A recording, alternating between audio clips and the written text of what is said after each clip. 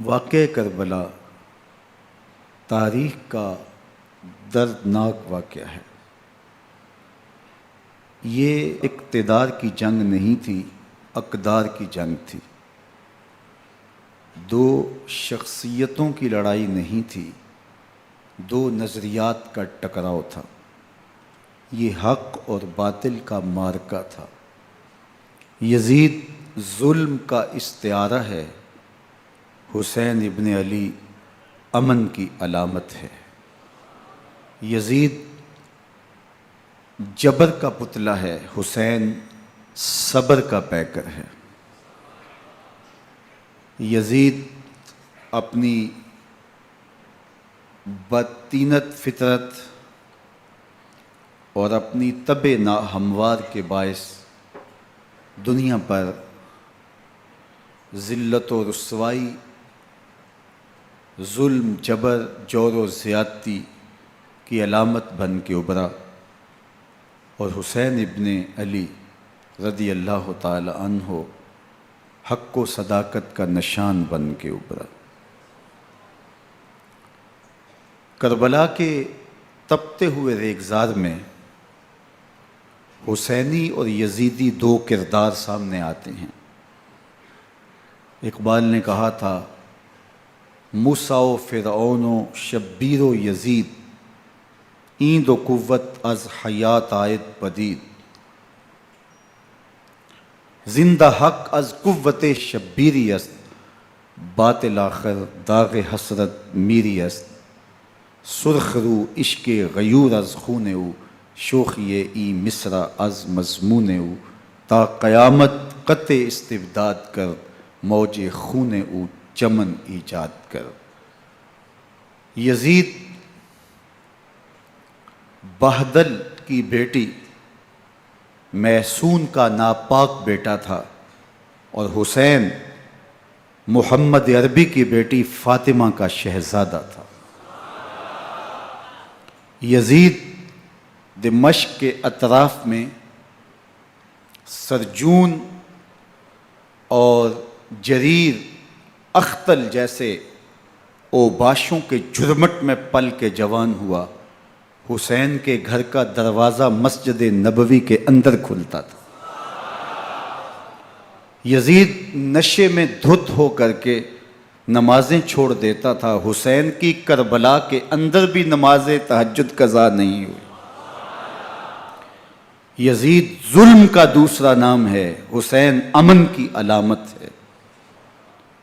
یزید نے زندگی میں ایک مرتبہ حج کیا اور شراب کے مٹکے ساتھ لے کے آیا، اور اختل اور دیگر گویوں اور مغنیوں کو اپنے ساتھ رکھا تاکہ سفر آسانی سے کٹے۔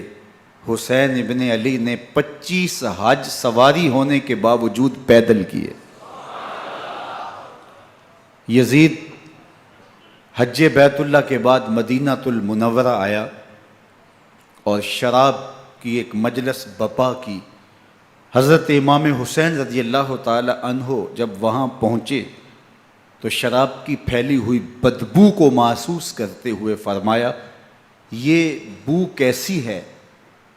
تو نشے میں دھت یزید بولا، یہ شام میں بنتی ہے، اور ایک جام منگوایا اور اس کو پیتے ہوئے دوسرا جام حضرت امام حسین رضی اللہ تعالی عنہ کی طرف بڑھاتے ہوئے کہا، ابا عبداللہ لیجئے۔ تو حضرت امام حسین رضی اللہ تعالی عنہ نے فرمایا، میں اس کی طرف دیکھتا بھی نہیں ہوں، اور پھر وہ عشقی اشعار پڑھنے لگا۔ جب یزید کی شراب نوشی کا منظر امام حسین رضی اللہ تعالی عنہ اپنی آنکھوں سے دیکھ چکے تھے تو مجھے بتاؤ، یزید کے ہاتھ پہ امام حسین کا پاک ہاتھ کیسے آتا؟ حضرت امام حسین رضی اللہ تعالی عنہ جس ماحول میں پلے تھے، جس ماحول میں پرورش پائی تھی، جس ماحول میں رہے تھے، وہ پاکیزہ اور تقدس مآب ماحول تھا۔ اور یزید کبھی اطراف دمشق میں، کبھی غوطہ میں، کبھی الخضرہ محل میں، اور کبھی کہاں اور کبھی کہاں داد عیش دیتا رہا اور لہو و لعب کے اندر مصروف رہا، اور اس کی زندگی ان چیزوں سے عبارت تھی۔ وہ محرمات کو حلال قرار دیتا، شراب نوشی اس کی ہڈیوں میں رچی ہوئی تھی، اور شریعت بیضا کا مذاق اڑایا کرتا۔ اور حسین ابن علی رضی اللہ تعالی عنہ کی دوستیاں جن لوگوں سے تھی وہ عبداللہ ابن عباس تھے، عبداللہ ابن عمر تھے، حضرت عبد الرحمن بن ابو بکر رضی اللہ تعالی عنہ تھے۔ یزید تو جوا کھیلتا رہا، یزید تو قمار بازی کرتا رہا، یزید تو شراب نوشی کرتا رہا، اور حسین ابن علی مسجد نبوی کے ممبر میں حضور کے پہلوؤں میں بیٹھتے رہے۔ زمانے نے وہ منظر دیکھا کہ سرخ رنگ کے جوڑے پہنے ہوئے حسنین کریمین حجرہ فاطمہ سے نکلتے ہیں، کم عمری کی وجہ سے کبھی گرتے ہیں کبھی سنبھلتے ہیں، اور آقا کریم خطبہ ارشاد کر رہے ہیں، خطبہ چھوڑ کے حضور نے شہزادوں کو اٹھا لیا۔ وہ منظر بھی زمانے نے دیکھا۔ حضرت عبداللہ بن شداد کہتے ہیں کہ حضور سجدے میں تھے اور سجدہ اتنا طویل ہو گیا، ہمیں لگا یا تو وحی کا نزول ہو رہا ہے یا پھر اللہ کا حکم آ گیا اور اللہ کے محبوب کی روح قبض کر لی گئی۔ لیکن میں نے جب نظریں اٹھا کے ننکیوں سے دیکھا تو کیا منظر تھا کہ حسین ابن علی حضور کی پشت پہ بیٹھے ہوئے اور میرے آقا سجدے کو طول دے رہے ہیں۔ اللہ اکبر! حسین کے لیے پیغمبر کے سجدوں کو طول دیا جا رہا ہے۔ حسین ابن علی کبھی ممبر پہ حضور کی اطراف میں بیٹھتے ہیں، وہ منظر بھی دنیا نے دیکھا کہ حضور کے مبارک کندھوں پر حسین ابن علی بیٹھے ہیں اور حضور کی زلفوں کو پکڑا ہوا ہے۔ تو حضرت عمر رضی اللہ تعالیٰ عنہ دیکھ کے کہتے ہیں واہ واہ کیسی سواری میسر آئی حسین ابن علی کو۔ تو میرے آقا مسکرا کے کہتے ہیں عمر سواری دیکھتے ہو سوار بھی تو دیکھو۔ اللہ اکبر! حضرت اسامہ بن زید بن حارثہ رضی اللہ تعالیٰ عنہ فرماتے ہیں رات کا ایک پہر گزر گیا اور مجھے حضور سے کوئی کام تھا، میں آقا کریم کی خدمت میں حاضر ہوا، در دولت پہ دستک دی، حضور تشریف لائے تو چادر اوڑی تھی، بکل کی ہوئی تھی میرے حضور نے، تو میں نے اپنی حاجت کہی تو حضور نے میری حاجت پوری کر دی۔ لیکن ایک منظر میں نے دیکھا کہ حضور نے جو چادر کی بکل فرمائی تھی اس کے اطراف میں پہلوؤں میں ابھار تھے جس طرح اندر کوئی ہو۔ مجھ سے نہ رہا گیا، میں نے پوچھ لیا، میں نے کہا بندہ نواز چادر کے اندر کیا ہے؟ فَكَشَفَهُ، تو حضور نے چادر کو کھول دیا۔ فَإِذَا الْحَسَنُ وَالْحُسَيْنُ عَلَىٰ وَرِكَيْهِ، تو کہتے ہیں میں نے اپنی آنکھوں سے دیکھا ایک پہلو سے امام حسین لپٹے ہوئے تھے، ایک پہلو سے امام حسن لپٹے ہوئے تھے۔ فرمایا یہ میرے بیٹے ہیں، یہ میری بیٹی کے بیٹے ہیں، اے اللہ میں ان سے پیار کرتا ہوں، تو بھی ان سے پیار کر، جو ان سے پیار کرے اس سے بھی پیار کر۔ ان کی محبت کا درس دیا، ان کے پیار کا سبق پڑھایا، کہا ان سے پیار کرنے والا میرے سے پیار کرنے والا ہے، ان سے بغض رکھنے والا میرے سے بغض رکھنے والا ہے۔ ان کی تکلیف حضور کو بے چین کر دیتی تھی۔ حضرت سیدہ فاطمہ الزہرا رضی اللہ تعالی عنہ کے گھر کے قریب سے گزرے تو حضرت امام حسین کے رونے کی آواز آ رہی تھی، تو آقا کریم علیہ السلام نے فرمایا کہ فاطمہ حسین کو چپ کرواؤ، الا تعلمی ان بقاءہ یوزینی، تو جانتی نہیں حسین کا رونا مجھے دکھ دیتا ہے۔ حسین ابن علی کو حضور رونے نہیں دیتے تھے، ان کو دکھی نہیں ہونے دیتے تھے، کیونکہ رسول اللہ صلی اللہ علیہ وسلم جانتے تھے کہ یہ کتنے دکھ سہے گا، کتنی تکلیفوں سے گزرے گا اور کتنے مصائب سہے گا۔ زمانے نے وہ گھڑیاں بھی دیکھیں کہ حضرت حذیفہ بن یمان رضی اللہ تعالیٰ عنہ فرماتے ہیں کہ میں حضور کی خدمت میں نماز مغرب کی ادائیگی کے لیے حاضر ہوا، اور میں نے یہ اجازت خاص طور پہ اپنی ماں سے اس شرط پہ لی تھی کہ امی آپ مجھے اجازت دیں، میں حضور کی خدمت میں حاضر ہوتا ہوں، مغرب کی نماز بھی ادا کروں گا اور پھر حضور سے عرض کروں گا حضور میرے لیے اور میری ماں کے لیے بخشش کی دعا کر دیجئے۔ ماں نے اس شرط پہ اجازت دے دی اور میں حضور کی خدمت میں آ گیا، نماز مغرب ادا کی، سلام پھرا تو میرے دل میں آرزو تھی میں حضور سے عرض کروں حضور میرے لیے اور میری ماں کے لیے مغفرت کی بخشش کی دعا کر دیں، لیکن حضور عبادات میں ذکر میں نوافل میں ایسے مشغول ہوئے کہ میں آرزو رکھنے کے باوجود بھی عرض نہ کر سکا۔ خیر نماز عشاء کا وقت ہوا، اذان پکاری گئی، حضور مصلی پہ آئے، نماز پڑھی، سلام پھرا، تو میرے دل میں پھر خیال آیا کہ ماں سے ایک نماز کی چھٹی لی تھی، نمازیں بھی 2 ہو گئیں، ماں نے جاتے پوچھنا ہے حضور سے میرے لیے اور اپنے لیے مغفرت کی، بخشش کی دعا کروائی تھی، تو کیا جواب دوں گا؟ اور حضور اٹھے اور کاشانہ اقدس کی طرف چل دیے۔ اب میرے دل میں یہ خیال رہ کے آ رہا تھا کہ ماں کو کیا جواب دوں گا، میں تو حضور سے بخشش و مغفرت کی دعا کروا ہی نہیں سکا۔ جب حضور چل پڑے تو غیر ارادی طور پہ میں بھی حضور کے پیچھے چل پڑا۔ چلنے میں تھوڑی سی رفتار تیز ہو گئی، جس سے قدموں کی آہٹ پیدا ہوئی، تو جب آواز پیدا ہوئی تو حضور نے رخ پھیرے بغیر فرمایا من ھذا، میرے پیچھے پیچھے کون آ رہا ہے؟ پھر خود ہی کہا حذیفہ تو نہیں؟ تو میرا دل دھڑک رہا تھا، قلت نعم، میں نے کہا جی حضور میں حذیفہ ہوں۔ فرمایا ما حاجتک غفر اللہ لک ولامک، کیا کام ہے؟ اللہ تجھے بھی بخش دے، تیری ماں کو بھی بخش دے۔ اب جو کام تھا وہ جنبش لب سے پہلے ہی ہو گیا، یہاں تو لفظوں کا سہارا بھی نہیں لینا پڑتا، وہ بند لبوں کی بولیاں بھی سنتے ہیں۔ اقبال بولا ہے فروغت صبح آثار و دہور، چشم تو بی نندائے ما فی الصدور، تیری نظر تو سینوں کے چھپے راز بھی دیکھتی۔ تو کہا ما حاجتوں کا غفر اللہ لک ولامک، اللہ تجھے بخش دے، تیری ماں کی بھی مغفرت کر دے، کیا کام ہے؟ اب جو کام تھا وہ تو ہو گیا۔ تو میرے حضور نے ارشاد فرمایا حذیفہ سنو، ابھی ایک فرشتہ آیا ہے جو اس سے قبل دھرتی پر پہلے کبھی نہیں آیا، آج پہلی مرتبہ اللہ سے اجازت لے کے 2 کام کرنے آیا ہے۔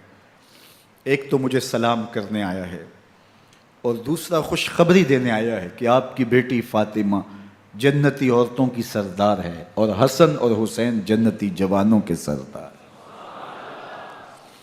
ایک طرف یزید ناپاک میسون کا پلیت بیٹا، اور ایک طرف محمد عربی کا نواسا، فاطمہ کے دودھ کا اثر، علی المرتضیٰ کے خون کی تاثیر، رسول اللہ صلی اللہ علیہ وسلم کے کندھوں پہ بیٹھنے والا۔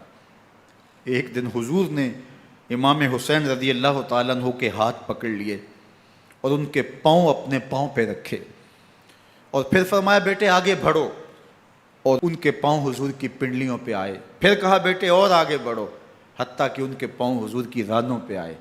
پھر فرمایا بیٹا اور آگے بڑھو، تو ان کے پاؤں حضور کے مبارک بطن اقدس پہ آئے۔ پھر بازوؤں کو کھینچ کے اپنے قریب کیا اور حسین ابن علی کے منہ میں اپنی زبان رکھ دی، اور وہ اس طرح چوس رہے تھے جس طرح کھجور چوسی جاتی ہے۔ تو اللہ کے محبوب علیہ السلام نے حسین ابن علی کو اپنی زبان کا لعاب دہن دے کر کے، وہ شیر رحمت دے کر کے، وہ کوثر و تسلیم سے پاکیزہ تر آب رحمت عطا کر کے ان کی ہمیشہ کے لیے پیاس بجھا دی، تاکہ کل کربلا کے تپتے ہوئے ریگزار میں حسین ابن علی کو پیاس کی شدت تنگ نہ کرے اور پائے استقلال میں لغزش نہ آنے پائے۔ ان نازوں سے پالے ہوئے حسین کو، ان محبتوں سے پالے ہوئے حسین ابن علی کو امتحان بھی اتنے بڑے درپیش تھے۔ یاری تیری سونا پر ازمیشاں تیریاں اگ، سونا پرکھیا جامدہ ہے نال اگاں دے لگ۔ جتنا بڑا شخص ہوتا ہے اتنی آزمائشیں بھی بڑی ہوتی ہیں۔ پیغمبر رحمت کی آغوش میں کھیلنے والا، حجرہ فاطمہ کا جانشین، مصلی رسول کا وارث، منبر رسول صلی اللہ علیہ وآلہ وسلم پر حضور کے مبارک پہلو اور گود میں بیٹھنے والا حسین، حضور کی زبان چوسنے والا حسین، حضور کے کندھوں پہ سواری کرنے والا حسین، آقا کریم علیہ الصلوۃ والسلام کے مبارک سجدے کی حالت کے اندر حضور کی پشت پہ کھیلنے والا حسین، جس حسین کا دروازہ مسجد نبوی کے اندر کھلتا تھا اور یزید کی کرتوتوں کے چشم دید گواہ تھے۔ یزید جب تخت نشین ہوتا ہے تو اسے یہ فکر ہوتی ہے کہ امام حسین، عبداللہ بن زبیر، عبداللہ بن عمر، عبداللہ ابن عباس یہ میری بیعت کریں. اور وہ ولید بن عقبہ کو لکھتا ہے کہ ہر صورت میں ان کی بیعت لو، اور اگر بیعت نہ دیں تو سختی کرو. حضرت امام حسین رضی اللہ تعالی عنہ کو بلاوا آتا ہے کہ آپ کو دارالامارت میں گورنر ہاؤس میں بلایا جا رہا ہے. ولید بن عقبہ کا پیغام آپ کو پہنچتا ہے. آپ اس وقت فرماتے ہیں کہ اس وقت جو پیغام پہنچا ہے وہ کسی خطرے سے خالی نہیں ہے. تو کچھ سواروں کو ساتھ لیا، کہا تم دارالامارت کے باہر کھڑے رہنا، اگر میری آواز بلند ہوئی تو اندر آ جانا، ورنہ تم انتظار کرنا. آپ اندر گئے. ولید بن عقبہ نے مروان کو بھی بلایا تھا. مروان بن حکم یہ گورنر مدینہ ولید سے پہلے رہ چکا ہے، تو اس نے مشورہ دیا کہ سختی کی جائے. خیر ولید بن عقبہ نے کہا کہ یہ خط ہے، حضرت امیر معاویہ کا انتقال ہو گیا اور یزید تخت نشین ہوا ہے، لہٰذا وہ آپ سے بیعت کا مطالبہ کرتا ہے. تو حضرت امام حسین رضی اللہ تعالیٰ عنہ نے فرمایا کہ میرے جیسا شخص یوں چھپ کے بیعت نہیں کر سکتا. اور آپ واپس پلٹے. مروان بن حکم نے ولید بن عقبہ کو کہا کہ یہ موقع ہے جانے نہ دیا جائے، اگر یہ نکل گئے تو دوبارہ تم قابو نہیں پا سکو گے، اور انہیں یہیں قتل کر دیا جائے. حضرت امام حسین رضی اللہ تعالیٰ عنہ نے یہ بات سن لی. کہتے ہیں حضرت امام حسین انہی قدموں کے بل واپس پلٹے اور مروان بن حکم سے مخاطب ہو کے کہا، مروان کیا بول رہا ہے؟ وہ خاموش ہو گیا. فرمایا تو جانتا نہیں ہم کون ہیں؟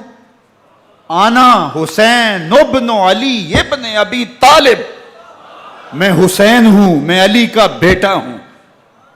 ہمارے گھر میں قرآن اترتا رہا ہے، وحی کا نزول ہوتا رہا ہے، اور یزید فاسق ہے، فاجر ہے، مسلمانوں کا قاتل ہے اور شرابی ہے. میں ڈنکے کی چوٹ پہ یزید کی بیعت سے انکار کرتا ہوں. بس حیدری کچھار سے محمدی شیر نکل آیا ہے. اب اوسان خطا ہو گئے، راستہ چھوڑ دیا، واپس آئے. سیدہ زینب سے ملے، کہا مدینے کو چھوڑنا پڑے گا. کہا بھیا کیا ہوا؟ کہا یزید بیعت لینے پہ مصر ہے اور میں کسی صورت بھی بیعت نہیں کروں گا. رسول اللہ کا مدینہ ہمارے خون سے لالہ زار بنے گا. میں نہیں چاہتا کہ حضور کے شہر نور کی حرمت پامال ہو. دوستو وہ کیسا منظر ہوگا جب حسین ابن علی نے آخری حاضری حضور کے روضے پہ دی ہوگی. حاجی یا معتمر 10 دن کے لیے، 8 دن کے لیے، 20 دن کے لیے مدینہ المنورہ عارضی سکونت اختیار کرتا ہے، اور حضور کے روضہ انور سے، اس شہر نور سے، ان گلیوں سے، ان بام و در سے ایسا مانوس ہو جاتا ہے کہ جب واپس پلٹ رہا ہوتا ہے ان دعاؤں کے ساتھ کہ دوبارہ آنا بھی نصیب ہو، اور اسے لگتا ہے کہ میں دوبارہ بھی بلایا جاؤں گا، لیکن اس کے باوجود شہر حبیب چھوڑنا قیامت سے کم نہیں ہوتا. اعظم چشتی مرحوم آخری بار جب حضور کے روضہ انور پہ گئے تو بیمار تھے، ویل چیئر پہ تھے. باب بقی سے باہر نکلے تو خادم سے کہا کہ میری ویل چیئر پیچھے سے کھینچو تاکہ میرا رخ روضہ انور کی طرف رہے. اور وہ پیچھے سے کھینچتا چلا جا رہا ہے، اور جب باب مکہ سے پیچھے جنت البقیع کے قریب سے گنبد خضرا نگاہوں سے اوجل ہونے لگا تو اعظم چشتی مرحوم نے کہا، جان بدن سے نکلتی ہے اعظم، جان بدن سے نکلتی ہے اعظم، کوئی آسان ہے مدینے سے جدا ہونا، کوئی آسان ہے مدینے سے جدا ہونا. یہ اس شخص کی کہانی ہے جو 10 دن، 5 دن، مہینہ، 2 ماہ وہاں رہتا ہے، اور پھر اس شہر کو چھوڑ کے آنا اس کے لیے آسان نہیں ہوتا. اور مجھے بتاؤ کہ حسین جو پیدا مدینے میں ہوا، جس کے گھر کا دروازہ مسجد نبوی کے اندر کھلتا تھا، جو مسجد نبوی کے اندر پرورش پا کے جوان ہوتا ہے اور مدینے کی گلیوں میں کھیلتا رہا، اس حسین ابن علی کے لیے مدینہ چھوڑنا، اور پھر وہ اس بات کا علم اور شعور رکھتے تھے کہ یہ آخری بار حضور کے در پہ حاضری ہے، دوبارہ اس شہر نور میں نہیں آ سکوں گا، تو کیا قیامت ہوگی اور کیا منظر ہوگا۔ محمد بن حنفیہ کے علاوہ خاندان نبوت کے جتنے لوگ تھے ان سب نے شہر مدینہ کو الوداع کہا، اور رات کے موقع میں مدینہ المنورہ کو، مسجد نبوی کو چھوڑ کر کے مکہ کی جانب عازم سفر ہوئے۔ 3 شعبان المعظم کو مکہ المکرمہ پہنچتے ہیں، ادھر کوفیوں کے خطوط آنے شروع ہو جاتے ہیں۔ حضرت امام حسین رضی اللہ تعالیٰ عنہ مسلم بن عقیل رضی اللہ تعالیٰ عنہ کو صورتحال معلوم کرنے کے لیے بھیج دیتے ہیں۔ 40,000 کوفی آپ کے ہاتھ پہ بیعت کر لیتے ہیں۔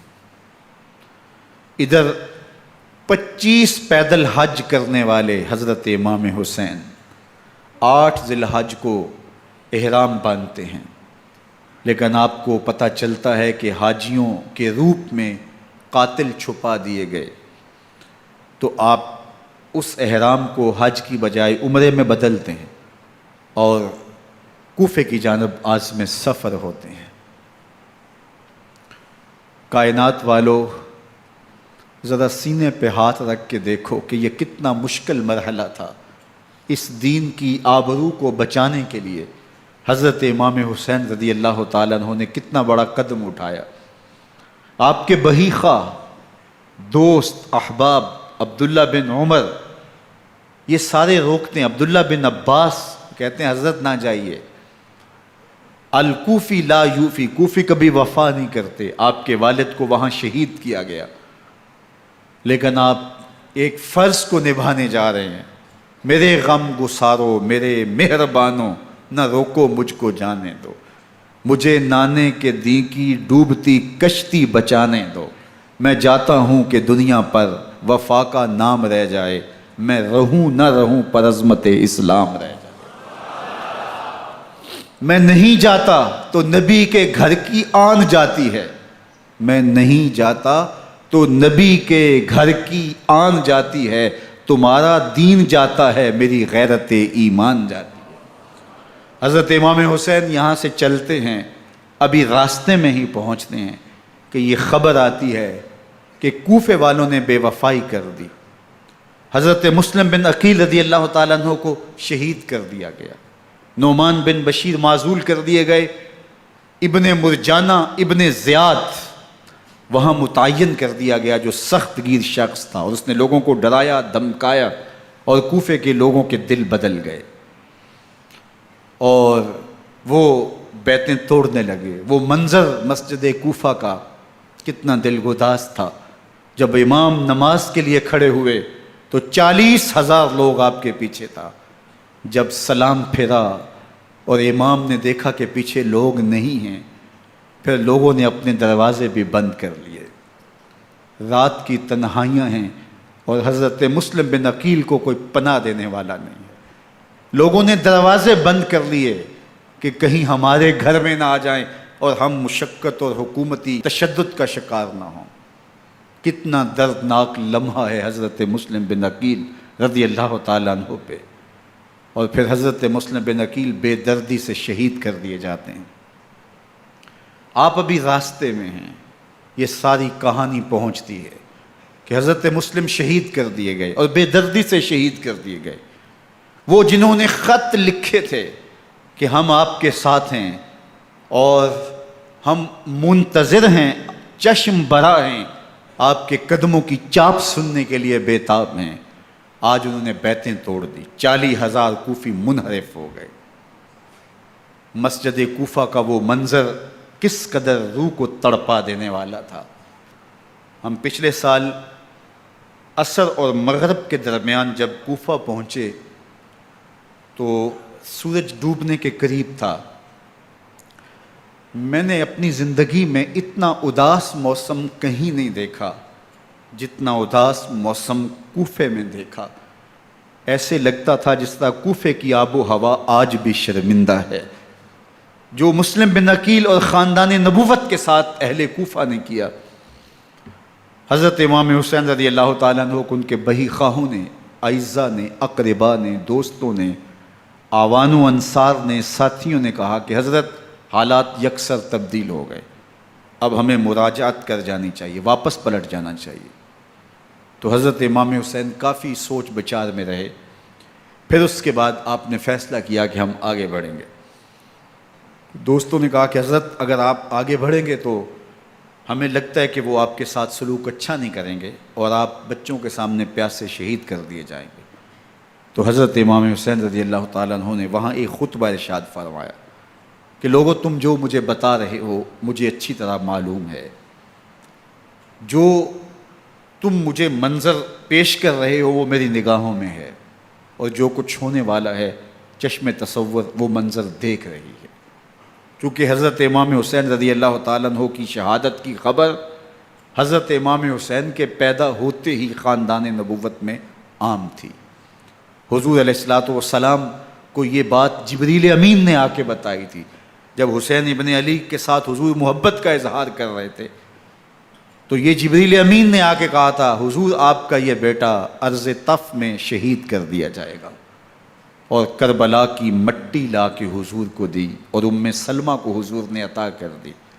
حضرت ام سلمہ کہتی ہیں کہ ایک دن میں سوئی تو خواب دیکھا کہ حضور کے مبارک بال بکھرے ہوئے ہیں اور سخت پریشان ہیں، تو میں نے کہا کہ حضور آپ کی یہ کیا حالت ہے؟ وَبِيَدِهِ قَارُورَةٌ، اور حضور کے ہاتھ میں ایک شیشی ہے، فیہا دمن، جس کے اندر خون ہے۔ تو میں نے کہا حضور یہ کیا؟ فرمایا میں قتل گاہ حسین سے آ رہا ہوں اور یہ حسین ابن علی کا خون ہے۔ تو کہا 10 محرم کا دن تھا، دوپہر کا یہ منظر تھا، میں کیلولہ کر کے اٹھی، جب میں نے دیکھا تو وہ شیشی جس میں کربلا کی مٹی رکھی تھی وہ خون بن چکی تھی۔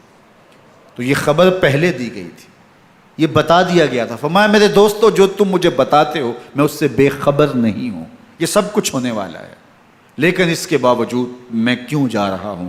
تو آپ کا ایک تاریخ ساز جملہ ہے جو کربلا کے فلسفے کو ہمارے سامنے رکھتا ہے کہ یہ اتنا بڑا امتحان کیوں دیا۔ حضرت امام حسین رضی اللہ تعالیٰ عنہ نے فرمایا وَلَكُمْ فِيَّ أُسْوَةٌ، میں اس لیے جا رہا ہوں قیامت تک ظلم، جبر اور ناانصافی کے خلاف کھڑے ہونے والوں کے لیے کوئی نمونہ تو ہو۔ میری زندگی قیامت تک ظلم، جبر اور استحصالی نظام کے خلاف کھڑے ہونے والوں کے لیے نمونہ ہے۔ تو حضرت امام حسین رضی اللہ تعالیٰ عنہ نے حق اور باطل کے درمیان ایک سرخ لکیر کھینچ دی اپنے خون سے۔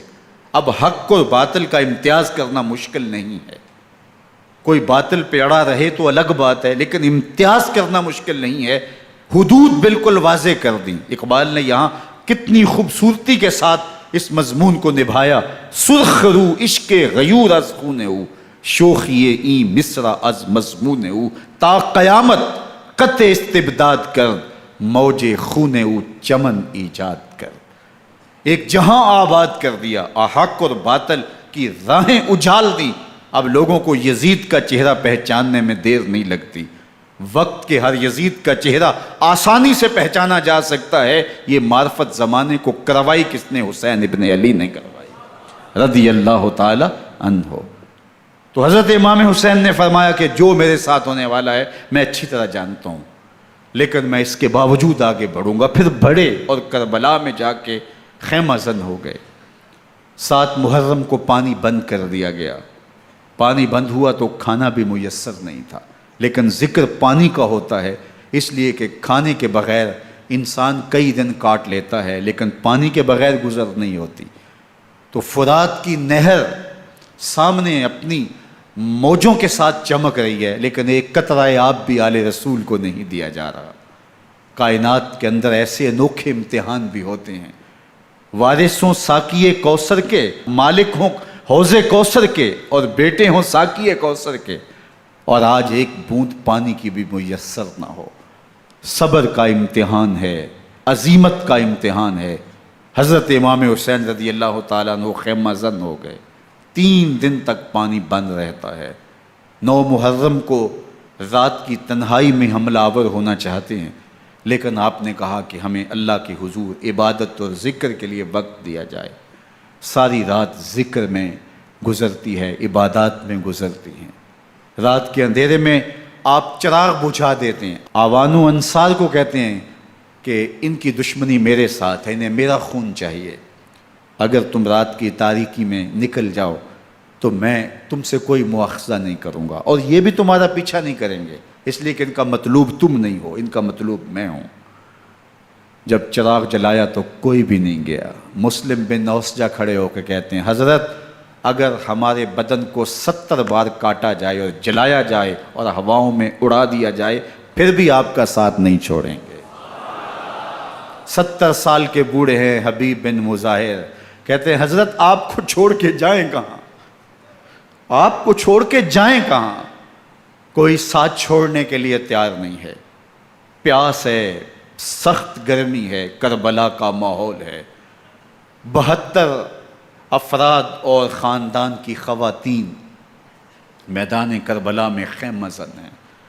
دوسری طرف لشکر اعداء اشقیا 22,000 کی تعداد میں مقابلے میں، ایک روایت 30,000 کی ہے۔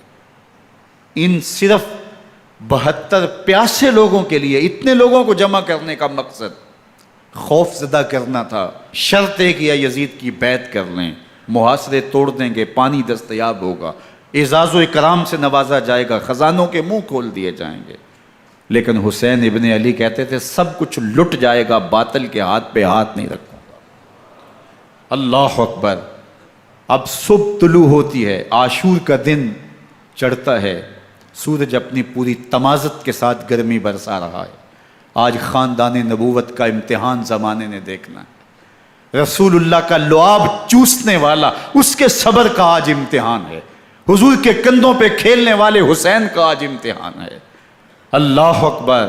حسین ابن علی تمام حجت کرتے ہیں میں نے تمہارا کچھ نہیں بگاڑا، میں نے کسی کا خون نہیں کیا، میں نے کوئی زیادتی نہیں کی، تم کیوں میرے قتل کے در پہ ہو؟ تم جانتے نہیں میں کون ہوں؟ میں تمہارے نبی کا نواسا ہوں، رسول اللہ صلی اللہ علیہ وآلہ وسلم کے کندھوں پہ کھیلتا رہا ہوں، حضور کا لعاب چوستا رہا ہوں، اور میں بوسہ گاہ رسول صلی اللہ علیہ وآلہ وسلم ہوں۔ لیکن ان اشقیاء کے دل پر کوئی چیز اثر انداز نہیں ہوتی۔ ایک ہور ہے، اللہ اس کے دل میں نرمی ڈالتا ہے۔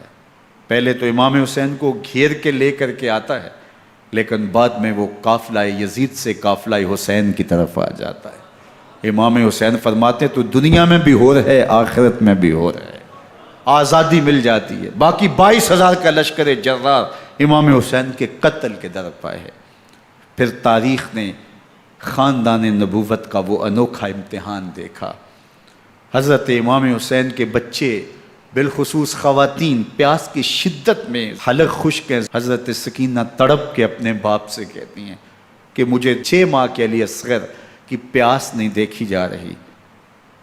بچے کو ہاتھوں پہ اٹھاتے ہیں اور نہر فرات کے کنارے پہنچ کے فرماتے ہیں اشقیاء سے مخاطب ہو کے تمہارا معاملہ میرے ساتھ ہے، اس 6 ماہ کے بچے نے تمہارا کچھ نہیں بگاڑا، اور چلو بھر کے اس کا حلق سیراب کرنا چاہتے ہیں۔ ایک 2 شاخہ تیر آتا ہے جو حضرت علی اصغر کے گلے کو چیر دیتا ہے۔ راوی لکھتے ہیں کہ وہ عام تیر نہیں تھا، جانوروں کو شکار کرنے کے لیے جو بڑے تیر ہوتے ہیں وہ 2 شاخہ تیر تھا۔ وہ گردن کو کاٹ دیتا ہے، خون بہنے لگتا ہے، گردن لٹک جاتی ہے۔ حضرت امام حسین وہ بہتا ہوا خون اپنے چلو میں لیتے ہیں اور آسمان کی طرف اچھال کے کہتے ہیں مالک حسین کی یہ قربانی بھی قبول فرما۔ یہ تماشا لب بام نہیں ہے۔ بچہ بیمار ہو، ڈاکٹر جواب دے دیں، ماں باپ کے ہاتھ پھول جاتے ہیں۔ زندگی کی سانسیں ابھی چل رہی ہوتی ہیں، لیکن ڈاکٹر کہے کہ یہ میرے بس کا روگ نہیں ہے، کہیں اور لے جاؤ، تو زندگی کا لف و نشر غیر مرتب ہو جاتا ہے۔ میں سلام پیش نہ کروں حسین ابن علی کو، 6 ماہ کا علی اصغر ہاتھوں میں دم توڑتا ہے، گردن لٹک جاتی ہے، خون بہہ رہا ہے۔ اب خیموں کی طرف بڑھ رہے ہیں، لیکن زبان پہ شکایت نہیں ہے۔ کہتے ہیں مالک حسین کی یہ قربانی قبول کر لے۔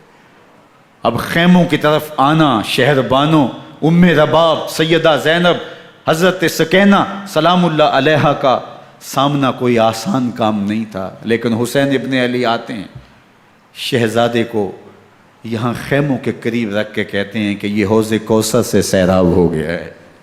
اللہ اکبر، کوہرام مچ جاتا ہے خیموں کے اندر، کیا منظر ہوگا، اور ان کو کن الفاظ کے پیرائے میں ڈھال کر کے ان کیفیات کو بیان کیا جا سکتا ہے جو اہل بیت کے خیموں کے اندر علی اصغر کی شہادت کے بعد کا منظر رقم ہو رہا ہوگا۔ اللہ اکبر، ادھر اشکیا آوازیں دے رہے ہیں، مبارزت کے لیے پکار رہے ہیں۔ زمانے نے پھر وہ منظر بھی دیکھا کہ جوان بیٹے کو 18 سال کی کمائی حضرت امام حسین میدان عمل میں بھیج رہے ہیں۔ وہ علی اکبر جو حسین کا نور نظر ہے، آنکھوں کا قرار ہے، دل کی تسکین ہے۔ اور پھر حضرت علی اکبر جب گھوڑے کی زین سے فرش زمین پہ گرتے ہیں تو باپ کو آواز دیتے ہیں، اور حضرت امام حسین جو ہے وہ آگے جا کے بیٹے کی لاش اٹھاتے ہیں۔ اللہ اکبر، 18 سال کے بیٹے کی لاش کو کندھوں پہ اٹھا کے خیموں تک لاتے ہیں اور ہاتھ پھیلا کے کہتے ہیں مالک حسین کی یہ قربانی بھی قبول فرما۔ کبھی قاسم بن حسن کی لاش اٹھا کے لاتے ہیں، کبھی اون و محمد کی لاشیں اٹھا کے لاتے ہیں، بھتیجوں کی، بھانجوں کی، بھائی عباس کے کٹے ہوئے بازو اور زخموں سے چھدا ہوا لاشا۔ کیا کیا قیامتیں تھیں جو اس کربلا کے ایک میدان کے اندر نہیں توڑی گئیں۔ حضرت امام حسین پر دکھ پہ دکھ، تکلیفوں پہ تکلیفیں۔ اب 71 لاشیں اٹھا کے خیموں تک پہنچا چکے، اور ادھر مبارزت کی دعوت دی جا رہی، آؤ میدان عمل میں آؤ، اب دیر کیوں کر رہے ہو۔ رسول اللہ کا حرم، رسول اللہ کی شہزادیاں جو نازوں میں پلی تھیں، وہ کلیاں جو شبنم کا بوجھ بھی گوارا نہیں کر سکتی تھی، آج مصیبتوں کے پہاڑ ٹوٹ گئے۔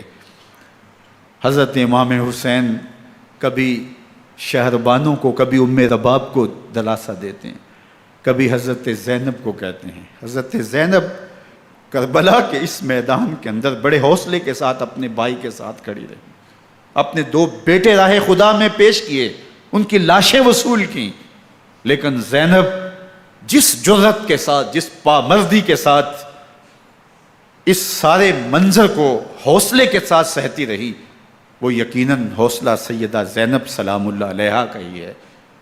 لیکن یہ وہ منظر تھا کہ زینب کا دل بھی ڈول گیا جب حسین ابن علی گھوڑے پہ بیٹھنے لگے، اور ان کو گھوڑے میں بٹھانے والا کوئی نہیں تھا، اور جو بھی سوار جاتا پھر واپس اس کی لاش ہی آتی اور حسین ابن علی لے کے آتے۔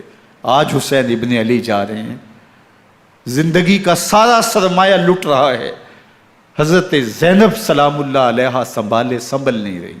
حضرت امام رضی اللہ تعالیٰ عنہ اٹھے اور آپ نے حضرت زینب کو صبر کی تلقین کی اور کہا کہ صبر ہی بہترین ذریعہ ہے اور اللہ کی قربت کا ایک بہترین سبب ہے، اور ان کو صبر کی تلقین کرتے ہوئے فرمایا کہ میرے بعد تم نے اس ذمہ داری کو سنبھالنا ہے، اور ان مخدرات اسلام کی، ان شہزادیوں کے پردے کی تم نے حفاظت کرنی ہے۔ اور پھر گھوڑے کی زین کس کے امام حسین لشکر اشکیا کی طرف بڑھتے ہیں۔ اب خیموں سے سسکیوں کی آواز آ رہی ہے، ان کا سردار، ان کا تاجدار آج سب کو چھوڑ کے کربلا کے میدان کی طرف بڑھ رہا ہے۔ جرم کیا کیا، قصور کیا کیا، اس نے کیا زیادتی کی کہ آج نیزوں اور انیوں کے مقابلے میں 22,000 کا لشکر حضرت امام حسین پہ ٹوٹ پڑتا ہے۔ آپ پھر اتمام حجت کرتے ہیں، میں نے کسی کو قتل نہیں کیا، خون ناحق نہیں بہایا، میرے خون کے درپے کیوں ہو، اپنی آخرت کیوں برباد کرتے ہو، تم جانتے نہیں میں کون ہوں، میں تمہارے نبی کا نواسا ہوں۔ لیکن ابن زیاد کہتا ہے مقابلے میں آؤ۔ پھر حضرت امام حسین رضی اللہ تعالیٰ عنہ مقابلے میں آتے ہیں، اور جب گھوڑے کو ایڑ لگا کے دشمن اشقیاء پہ ٹوٹتے ہیں تو پھر ایسا منظر ہوتا ہے کہ وہ بھیڑ بکریوں کی طرح آگے بھاگتے ہیں۔ 71 زخم کلیجے پہ لیے شجاعت کا یہ پیکر جب میدان میں آتا ہے، آواز آتی، یہ کون ذی وقار ہے، بلا کا شاہ سوار ہے، لباس ہے پھٹا ہوا غبار سے اٹا ہوا، تمام جسم نازنی چھدا ہوا کٹا ہوا، یہ نبی کا نور عین ہے، یہ بالیقین حسین ہے، یہ حسین ابن علی ہیں رضی اللہ تعالیٰ عنہ۔ پھر چاند بادلوں میں گھر جاتا ہے، شامی ہنڈے تیر برساتے ہیں، تلواروں سے آپ کے بدن پر ضربیں لگاتے ہیں اور نیزوں سے آپ کے بدن کو پرو دیتے ہیں۔ جب آپ کا پیراہن بعد میں اتارا گیا تو آپ کے پیراہن میں 122 سوراخ تیروں کے تھے، 33 زخم تلواروں کے اور 34 گھاؤ نیزوں کے تھے۔ جب گھوڑے کی زین سے فرش زمین پر آئے، بدن چھلنی تھا، زخم زخم سے خون بہہ رہا تھا، 3 دن کا پیاسا حسین، اللہ اکبر، بدن زخموں سے چور، 71 لاشیں کلیجے پہ لیے، مخدرات اسلام کے پردے کا خیال دل میں الگ ہے، لیکن گھوڑے کی زین سے جب فرش زمین پہ امام حسین آتے ہیں، زبان پہ ہائے نہیں، نالا و شیون نہیں، چیخ و پکار نہیں، آتے ہی پیشانی سجدے میں رکھتے ہیں اور پکارتے ہیں اللہم ردن بقضائک و صبرن علی بلائک تسلیما لامرک سبحان ربی الاعلی۔ مالک گھر لٹا کے، بچے لٹا کے، خاندان سب کچھ قربان کر کے، اپنے بدن کو زخموں سے چھلنی کروا کے، تیروں اور نیزوں کی انیوں سے اپنے آپ کو زخمی کروا کے، تیرے حضور سر جھکا کے یہ اقرار کرتا ہوں کہ حسین تیری تقدیر پہ راضی ہے، مالک تو بھی بتا، تو بھی حسین پہ راضی ہوا ہے کہ نہیں ہوا؟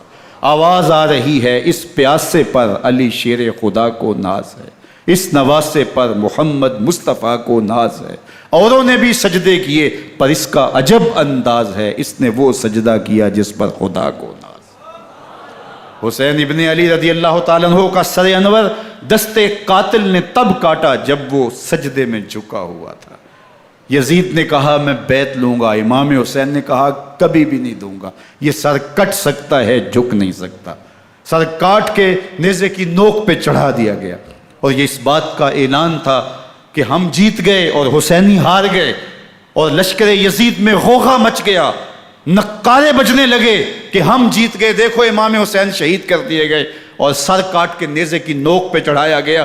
لیکن لشکر یزید سے ہی آواز آئی یہ کیسا سر ہے جو کٹ کے بھی سر بلندی ہے، کٹ گیا ہے پھر بھی اونچا ہے، اللہ اکبر، یہ سر سجدے میں کٹا ہے، رب کے حضور عبادت کی حالت میں کٹا ہے، حسین آج بھی سجدے میں ہے، اللہ اکبر، حسین آج بھی سجدے میں ہے، بلکہ کٹے ہوئے سر کا رخ زمین کی جانب تھا اور کٹی گردن آسمان کی طرف، یوں نیزے پہ پرویا گیا، اللہ اکبر۔ ایک شاعر نے نقشہ کھینچا، بآنکھ سر نیزے پہ اور سوئے زمیں ہے روح، یعنی سجدہ ثانی کی ہے آرزو۔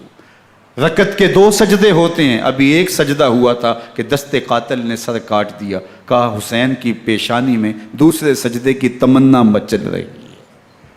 یہ تھا حسین ابن علی کا سجدہ، ساری زندگی رب کے حضور سجدہ قضا نہیں ہونے دیا۔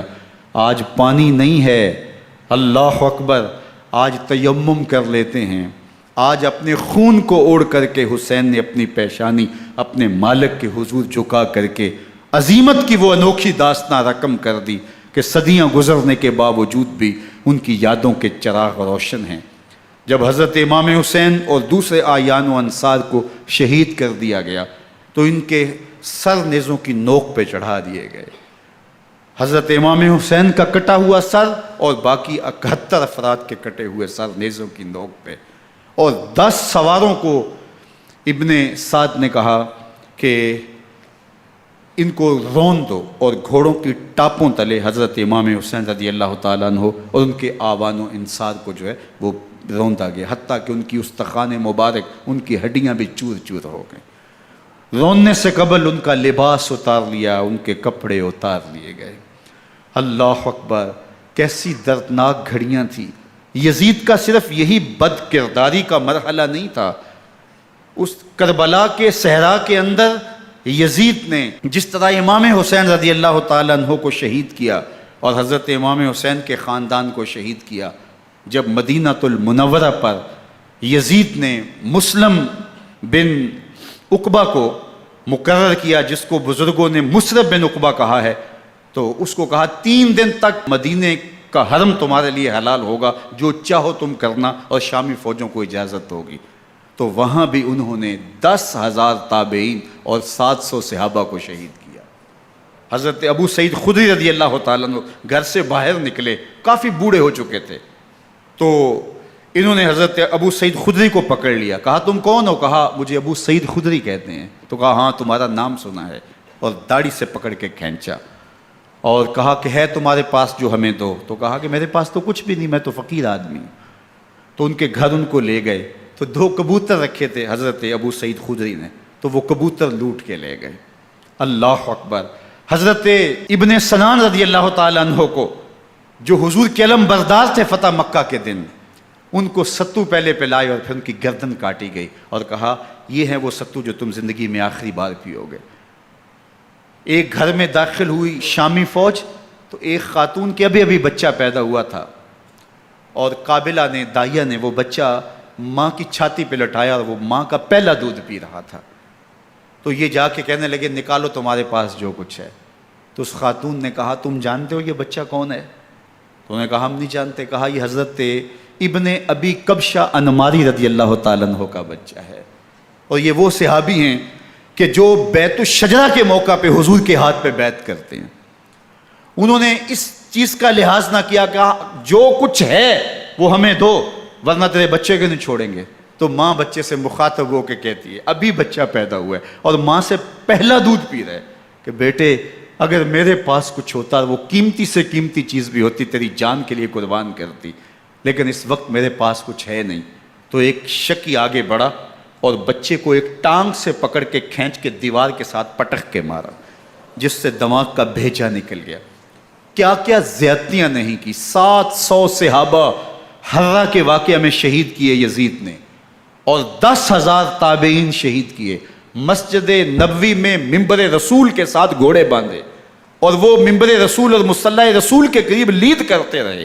حضرت سعید بن المسیب فرماتے ہیں میں نابینا تھا اور حضور کے روضہ انور کے پاس بیٹھا تھا، اور یزید کے سپاہی آتے، جو بھی مسجد میں نظر آتا پکڑ کے لے جاتے، مجھے نابینا سمجھ کے چھوڑ دیتے، لیکن میں پریشان تھا کہ ظہر کا وقت ہوگا، عصر کا وقت ہوگا، مغرب عشاء کا وقت ہوگا، نہ اذان، نہ اقامت، نہ جماعت، تو کیسے مجھے پتہ چلے گا کہ نماز کا وقت ہو گیا، اور کیسی میری نمازوں کا کیا بنے گا؟ میں اس فکر میں بیٹھا تھا۔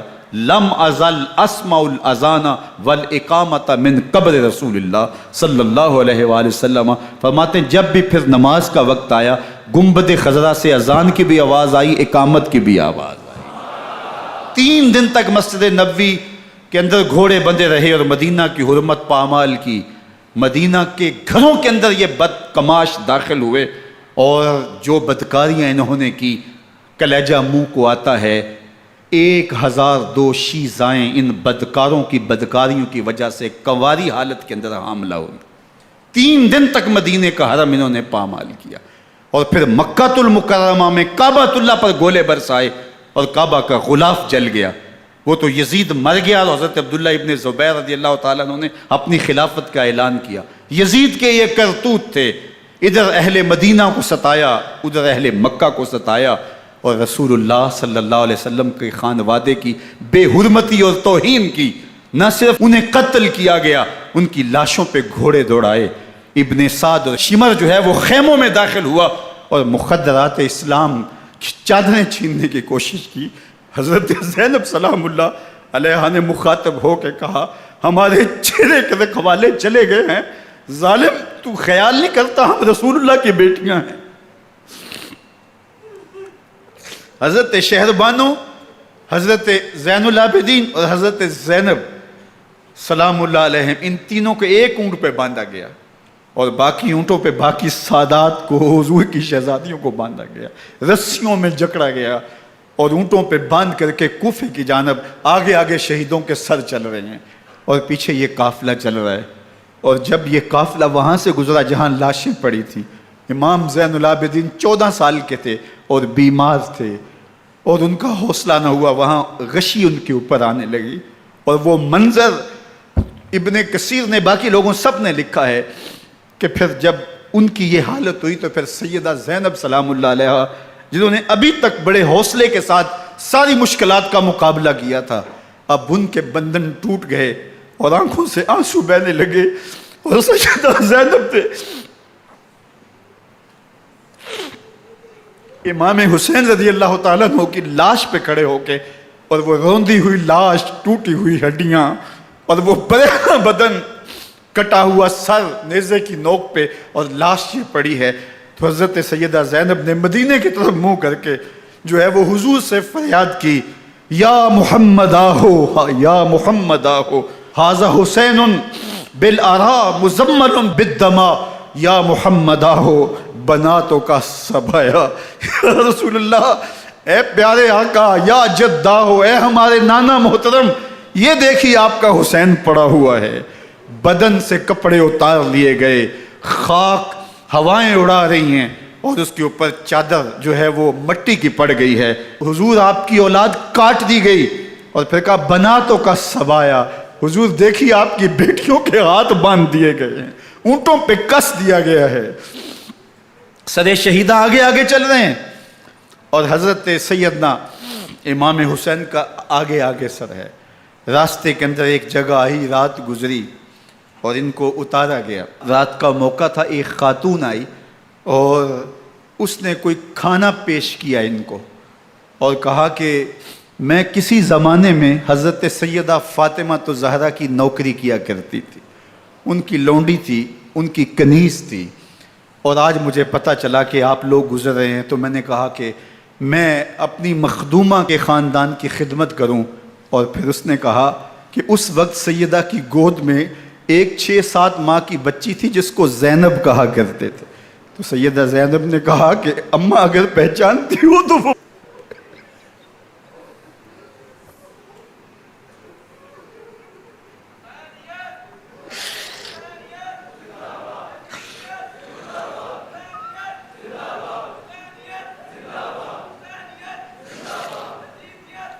یہ تاراج اور لٹا ہوا کارواں پھر وہاں سے کوفے میں کیسے پہنچا، اور کوفے کے اندر سیدہ زینب سلام اللہ علیہا نے وہ یزید کے دربار میں، ابن زیاد کے دربار میں وہ جرأت آمیز جو باتیں کہیں، اللہ اکبر، زینب کی زبان میں علی کی خطابت بول رہی تھی، اور پھر دشمن اور دوست سارے رونے لگے، اور وہ کیا دل گداز منظر تھے۔ اور پھر یہ سروں کا قافلہ اور سادات کرام کا مشکیں کسی ہوئی ہیں اور اونٹوں پہ باندھے ہوئے، ان کو وہاں سے پھر قادسیہ اور قادسیہ سے پھر دمشق یزید کے دربار میں پہنچایا گیا، اور وہاں سے یہ لٹے ہوئے خانمہ برباد تاراج لوگ مدینہ المنورہ میں کیسے پہنچے، اور اہل مدینہ نے کیسے استقبال کیا، اور وہ منظر کتنا دلگداز تھا جب اہل مدینہ زینب سے پوچھتے تھے زینب حسین کہاں ہے؟